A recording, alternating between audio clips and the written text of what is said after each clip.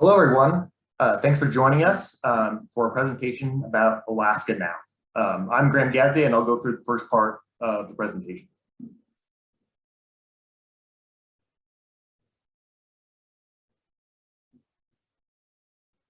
So our team chose Alaska Airlines for our presentation, mostly because we were a little interested in aviation and travel, and also because our initial emotional struggle that we all noticed was the price of airline tickets were very expensive. It was something we had all struggled with and just had issues with in the past. So as I was mentioning a moment ago, our team had noticed a moment of struggle with the price of airline tickets, specifically the price that you look at whenever it's last minute. So we all know that flying can be pretty expensive, and we understand that, but it's whenever you look at the price of a ticket last minute. So you have about like a week left until you need to fly, or something comes up and you need to fly, and all of a sudden that price is very, very expensive. Or you happen to look maybe a month out, you're not quite sure of your plan, just kind of want to gauge how much you need to expend on the ticket. And then you see like the prices are okay, you go back maybe a day later and the prices have already jumped up. So that was the moment of struggle we really identified. So to explain how, or the reason why prices are as they are, is what I just explained, is how the reason, excuse me, is they do this because airlines price tickets to segment the market. So as you guys noticed, if you buy tickets maybe several months out, the price can be very cheap, but if you buy it last minute, as we were talking about, prices go very, very high up. Airlines do this to segment the market between business travelers and leisure travelers. They're trying to give low prices for leisure travelers and more expensive prices to business travelers, because business travelers are not price sensitive. They can usually travel last minute, so they're trying to get more revenue from them. And leisure travelers are very price sensitive, so they try and give them as much opportunity as they can. The problem is leisure travelers sometimes do need to travel last minute as well. So with that information, we went to our pick-through study, and we asked the participants, are you a person who would like to travel for leisure by air at least 10 times a year? And 52% of the respondents said that yes, they would like to travel that often. We also asked them, given your current financial situation, are you able to travel for leisure by air 10 times a year? And 58% of them said no. So what that tells us is there is a big opportunity for people who do want to travel more often, but unfortunately they can't due to price. Looking at Alaska Airlines public information, we found out that 84% of seats are taken, but 16% of seats are typically not purchased by customers. So what that tells us is there's a big opportunity for seats that still need to be sold, because empty seats equals lost revenue for the airline. So what we are trying to do is possibly bridge that gap between the amount of travelers who really want to travel more often and empty seats that Alaska is not typically able to fill. So with that in mind, our idea is trying to get budget-minded individuals with ample time to travel to be able to travel more often. So we're thinking of maybe college students who typically have kind of people in our situation. Sometimes classes are really busy and sometimes they're not. So, and you never really know that till the week maybe. So we were thinking about maybe a college student who wants to travel maybe last minute to go home, where they might have the opportunity to maybe drive. But the price is just not cheap enough for them to do that. We're also thinking of maybe the recently retired people who are not quite old enough to where traveling is no longer feasible for them. But they also finally have the time and money because they just recently retired, and they can kind of choose tickets last minute. Also, those adventurers who just kind of want to travel all the time. So people who they just seem like they're always on the go. We want to make sure that the ticket pricing is in a way where they would choose to travel by air rather than by car or some other means.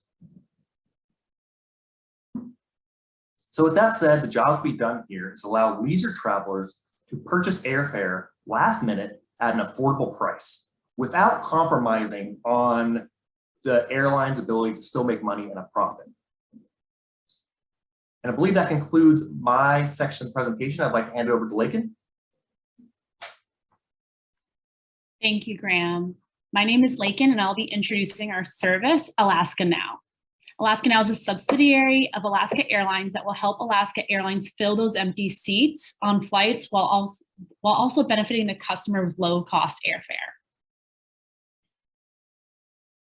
AlaskaNow is a subscription-based service for $20 a month. Our subscription service will give customers access to what would be empty seats on flights. Airfare purchases are auction-based and start at just $0 and are capped at $50 per flight, meaning a ticket could be purchased for as little as $20 when you're factoring in the subscription costs.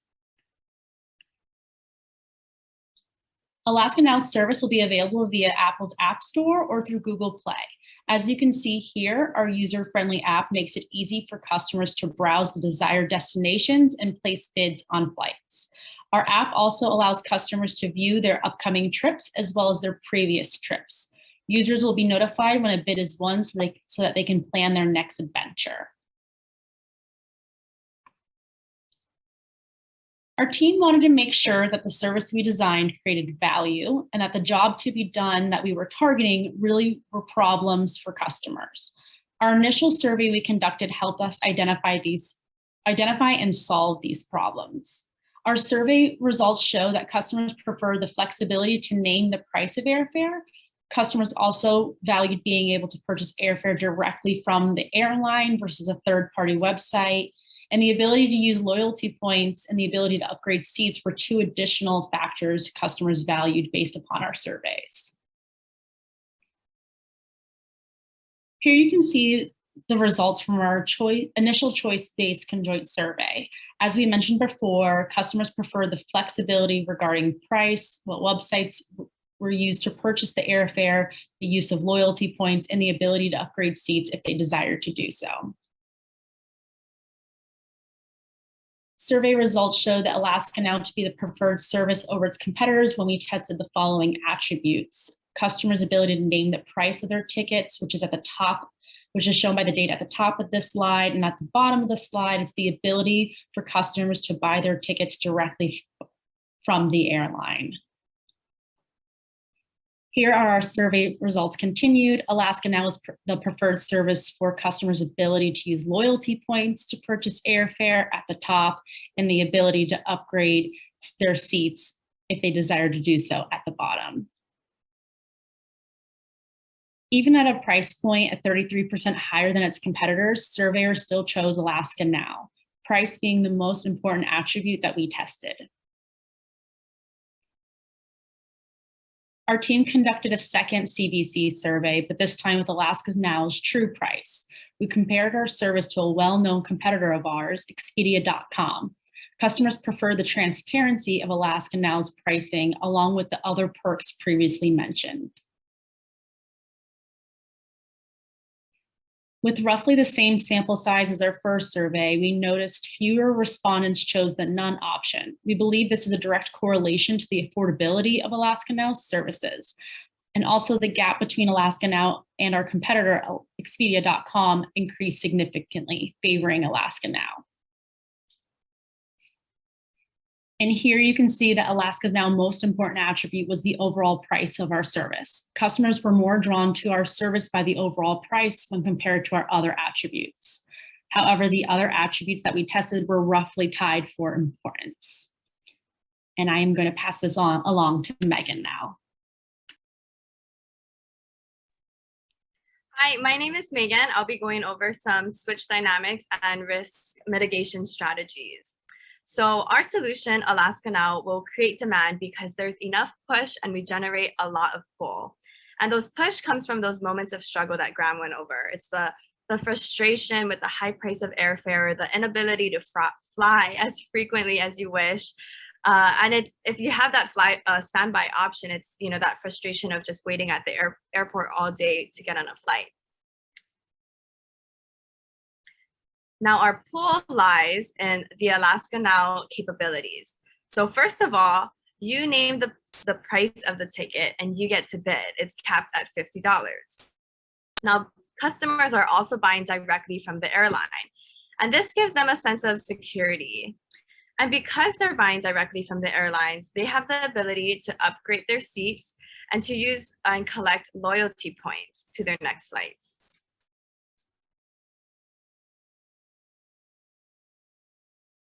As Lakin explained, we tested our solution and saw people favored AlaskaNow over the next best solution or no solution. Now, the average load factor of a plane is about 84%, so the cost of filling those seats are negligible. That's why we have the cost for both AlaskaNow and our next best solution, which we defined as discounted websites like Expedia or Travelocity starting at $0.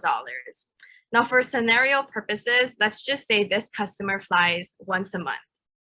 Now, looking at the discount airfare website side, the right side, the average price of a one-way ticket can cost around $200. The customer's willingness to pay, however, or the value may lie around $300. That has a $100 customer value surplus. Now let's jump over to the AlaskaNow side. This side, the price of a ticket will be capped at $70.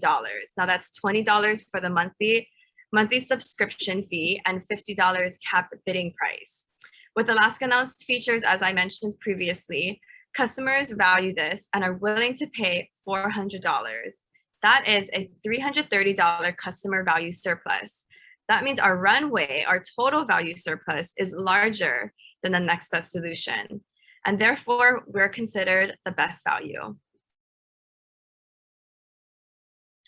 Now, we've identified some risk for the AlaskaNow business ecosystem. So starting at the top, we see AlaskaNow as a green light, almost no risk. Alaska Airlines, sorry. However, the app website development in the red bubble signifies a high risk. This means that if something goes wrong with this step, AlaskaNow would come to a hard stop.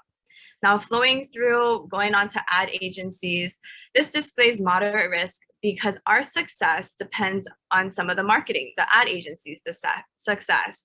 But a failure would not mean we'd come to a hard stop. Next, internet providers that host our online bidding portal is found to have little to no risk because there's little chance that they won't be able to host our site or platform. Merchant service hacking, however, presents high risk because if a leak occurs and a customer's credit card or personal information gets leaked, that would really put a hard stop or a large constraint on AlaskaNow. And lastly, airports are considered moderate risk because an increased passenger volume can put a strain on airport resources.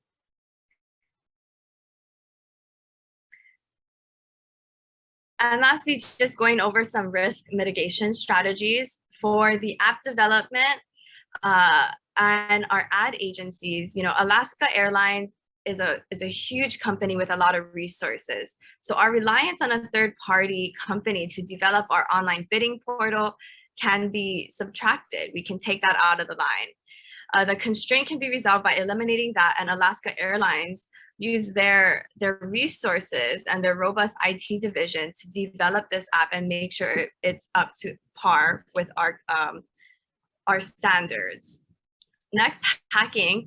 AlaskaNow will implement various common procedures during login, like the two-step verification or facial recognition, to keep the risk of hackers as low as possible. And lastly, airports. AlaskaNow can add resources to bolster the airport's chance of success by sharing flight loads and anticipating baggage data so that they can appropriately staff their operations. And with that, I'll hand it over to Carrie to go over some financials. Thanks, Megan. So I'm going to go over the financial analysis of AlaskaNow. First, I'll start with our assumptions. First one being developing our app, which we are assuming will cost about $500,000 as a fixed cost.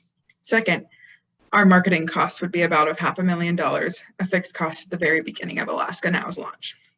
Lastly, we would look at cost per available seat per mile, which will be a variable cost based off of the flight booked, bringing our total fixed cost amount to $1 million. Moving on to our subscription portion of our financials. We are assuming we will have 1,000 subscribers, and our price per subscription per month would be $20, bringing our total subscription revenue per month to $20,000 and our profit per year $240,000. Our churn rate for customers is expected to be 6.73%, meaning the number of customers who cancel would be about 67.3 per year, bringing our loss per year to $1,346. This would bring our total subscription revenue to $238,654. Moving on to our bidding side of the financial analysis, we analyzed two different scenarios. First being the best case scenario. This assumes that AlaskaNow would attract frequent flyers who would like to fly at least an average of once per month or 12 times a year.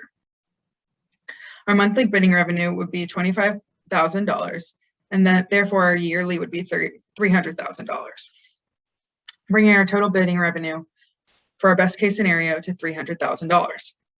Moving on to our worst case scenario, which would be attracting flyers who would fly only an average of 3 times per year. Our monthly bidding revenue would be the same at $25,000, but 3 booked flights would bring $75,000, bringing our total bidding revenue to $75,000. This brings our total revenue comparing both scenarios side by side. Our fixed costs would remain the same as well as our subscription revenue. However, our bidding revenue would make our total profits vary. Best case scenario would be $538,654, and our worst case scenario would be $313,654. Our total revenue would be negative $461,346 for our best case scenario, and our worst case scenario would be $686,346. So for our best case scenario, our years until profitability would be 1.86, and in the worst case scenario would be 3.19. Moving on to our marketing channels, we have 3 main ways we plan to market AlaskaNow. First would be email marketing. Alaska Airlines already has a large customer base with their frequent flyers as well as their credit card holders. We plan to use that email base for AlaskaNow to reach those who are already frequent flyers. Secondly, we would use the viral marketing method, including platforms like TikTok, Reddit, Instagram, Facebook, etc. We would really like to partner with some big travel influencers to get the most bang for our buck and use word of mouth through these channels to get more people to be aware of AlaskaNow. Lastly, we would utilize the other existing channels that Alaska Airlines already has, such as ad banners on travel websites, their already established social media platforms like Facebook and Twitter, as well as using email marketing like I've already discussed. That concludes our presentation for AlaskaNow, and we'd like to thank each and every one of you for spending some time with us today. We'd like now to open the floor for any questions. Again, thank you for your time.